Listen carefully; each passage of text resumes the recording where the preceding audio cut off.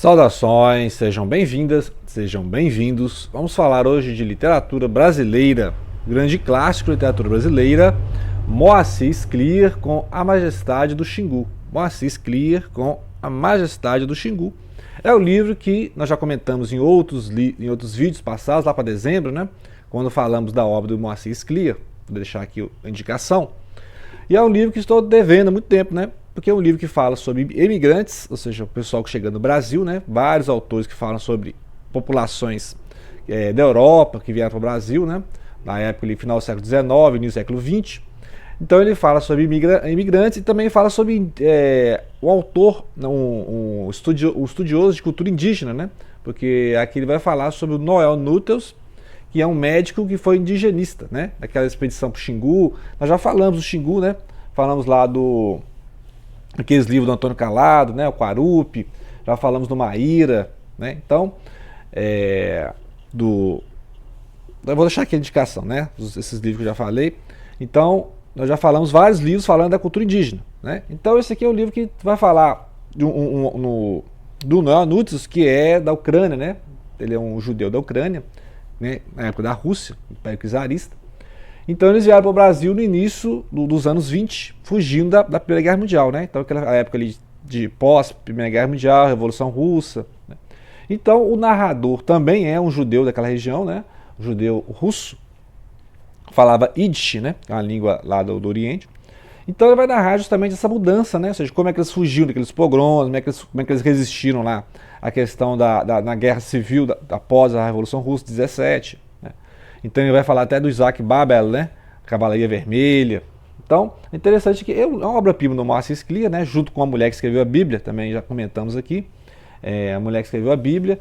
E o Moacir Scliar gosta muito de falar sobre imigrantes, sobre a questão judaica, né? E aqui no caso é isso, ele vai mostrar como é que os imigrantes chegavam no Brasil, se adaptavam com a cultura brasileira, né? Então primeiro vai vir o pai, né? O Solomon Nuttels, vai vir trabalhar com sapatos, né? Tentar vender sapatos, né?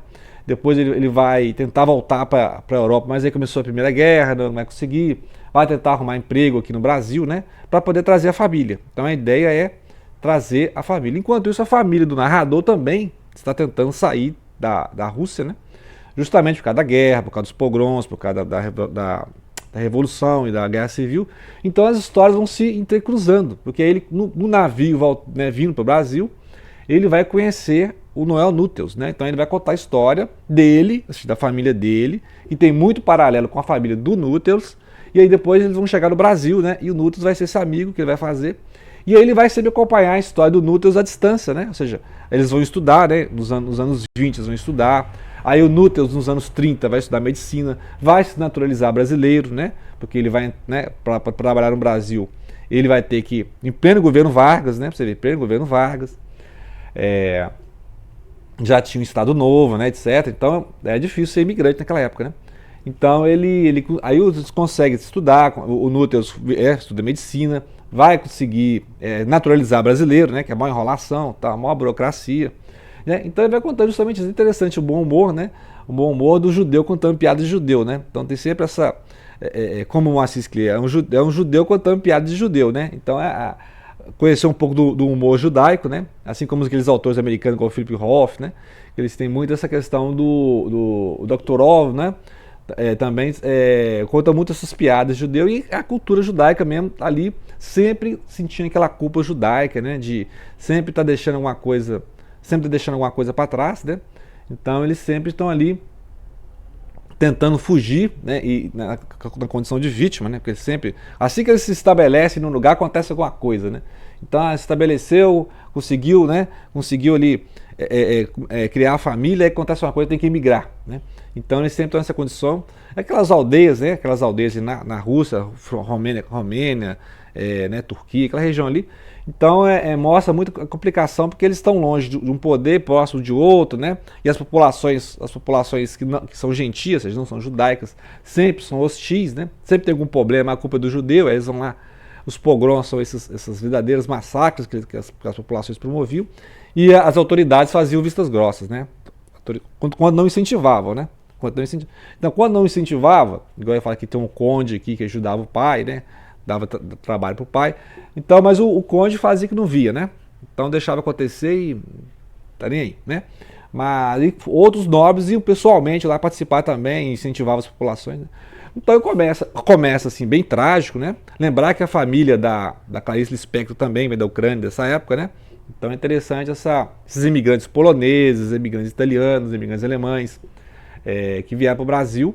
Depois nós vamos mostrar outros autores, né? Que vieram no final do século XIX e início do século XX para o Brasil, que são justamente esses imigrantes, né? Ou seja, o pessoal que veio para o Brasil e a nova leva, né, de brasileiros, né? Então ele vai contar essa história do médico judeu. E depois nós vamos entrar mais no enredo, né? Mas basicamente o Núteros vai estudar medicina e vai entrar nessa expedição, né? Do roncador Xingu. O roncador Xingu nós já falamos lá, né? Quando abordamos quando abordamos as obras, né? Do Antônio Calado, do Darcy Ribeiro, que falam justamente dessa cultura, conhecendo a cultura indígena no Brasil, né? Então o Xingu é uma região que virou agora uma reserva, há muito tempo, né? Nos anos 50 virou uma reserva indígena. Então tinha toda a majestade do Xingu justamente esses pioneiros, né? Os pioneiros que foram desbravar a Terra Nova, né? Então vai lá, o Darcy Ribeiro mostra na minha parte que ele é responsável, né? O Quarupi é uma festa que tem lá e virou o símbolo do parque, o Parque do Xingu, né? Então é interessante a dica de leitura. Depois eu vou abordar com mais calma o enredo, né? Ou seja, os personagens. Mas basicamente, se você dar uma pesquisada aí, é basicamente um relato assim, documental, né? Porque existiu mesmo Neonúteos, né? Essas expedições existiram, né? Então a ficção aqui é o narrador, né? O narrador é a ficção.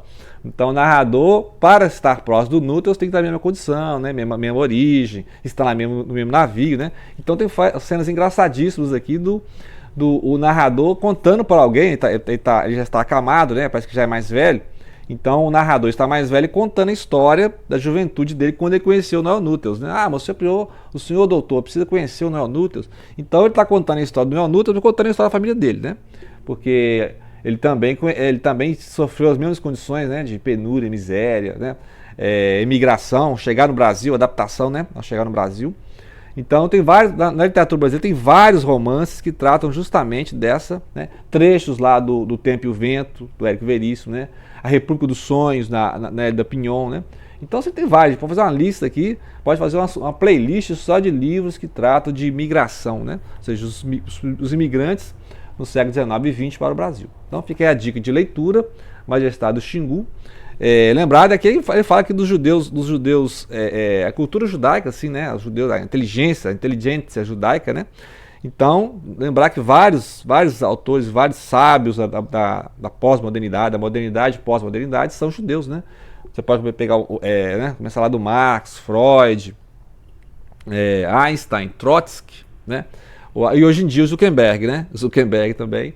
Então, interessante a influência, né, desses pensadores judaicos na cultura ocidental, né? Certo? Outra dica de literatura, também estou lendo, é a Lucy Collin. Lucy Collin, que é tradutora, né? Eu conheci a Lucy Collin nas traduções de poesia, né? A obra dela eu conheço pouco, o primeiro livro dela que eu vou ler. A Lucy Collin é tradutora do Gary Snyder, um poeta Beat Generation, né? Gary Snyder, assim, poeta zen budista e ecologista, né? Então o Gary Snyder sempre está falando de ecologia, da Mãe Terra, etc. E também do zen budismo, né? Meditação. Então, assim, é uma literatura alto nível, né? A poesia do Gary Snyder de alto nível, assim, uma poesia assim que né, precisa de maior atenção para ser digerida. E ao mesmo tempo é simples, né? Só que é simples, igual aquelas pequenos contos do zen budismo, né? Que é uma história meio paradoxa, assim, a coisa simples no complexo, complexo no simples. Então, ela traduziu do Gary Snyder. Aí a própria literatura dela, além de tradutora, né? A própria literatura dela, ou seja, a produção própria, está se destacando, né? Então eu vejo vários canais falando da Lucy Collin. Então eu vou começar a ler, né? Tem a poesia, aqui tem a prosa, e a prosa dela fala mais da condição feminina, né? Aqui são 3 núcleos de história que parece que em algum nível se interrelacionam, mas são níveis de história assim, em geografias diversas, né? Então, condições diversas. Então ele vai contar a história da Ana, que vai para o interior, assim, né? Se isolar no interior. Tem a Melanta, que parece que o local é mais no Oriente, né? Assim, é uma sociedade em que o casamento é negociado, né? Em que, né, a mulher não tem muita chance de negociar o casamento, ela não pode escolher o marido, nem escolhe o marido para ela. e o marido pode ter várias esposas. Então eu imagino que aqui na Turquia, né, no norte da África, assim, Oriente Médio, né, ela não situa onde é que é a história, né?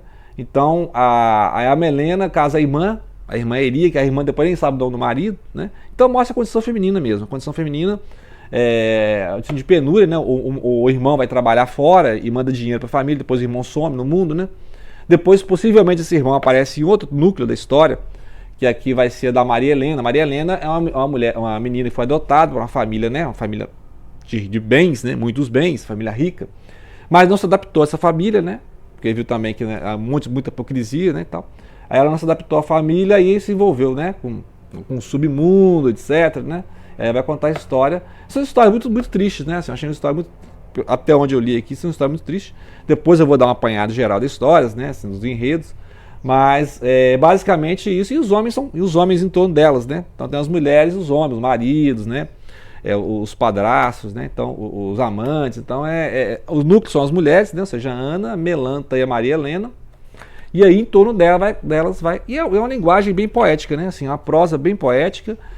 Te prende mais pela prosa, pela escrita, pela poesia do que pelo enredo mesmo, né? O enredo não tem muita mirabolância. O enredo é a condição feminina, né? O enredo é a condição feminina. Ou seja, como as mulheres sofrem, ou seja, as mulheres sofrem na sociedade ocidental, as mulheres ricas sofrem, as mulheres pobres sofrem, as mulheres no Oriente Médio sofrem, né? Então, ou seja, mostra a condição que as mulheres pouco podem decidir, né? Com o que se pode jogar. Então as mulheres pouco podem jogar porque as condições são dadas ali pela classe social, pela condição de ser mulher, né? Então, por exemplo, no Oriente Médio a mulher não pode escolher o casamento.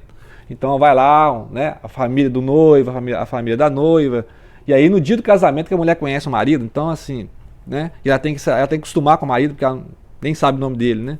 Então mostra isso que liberdade tem a mulher, né? Não tem liberdade nenhuma de escolher nada lá nesses países. Então, mas aí tem a Maria Helena também, que é uma mulher rica, né? Ou seja, que é família rica, né? Mas ela não se adaptou, né? E depois descobre a condição dela de ser uma adotada. Então, assim, nem ela que tem toda. Ela fala assim, eu tive todas as oportunidades da vida, né? Mas acabou desperdiçando, né? Então é interessante isso aqui. Então fica a dica aí da Lúcia Colim. Depois nós vamos ler mais livros e dar mais dicas, né? Da autora que escreve poesia e prosa, ok? Então, grato pela atenção. Não deixem de compartilhar.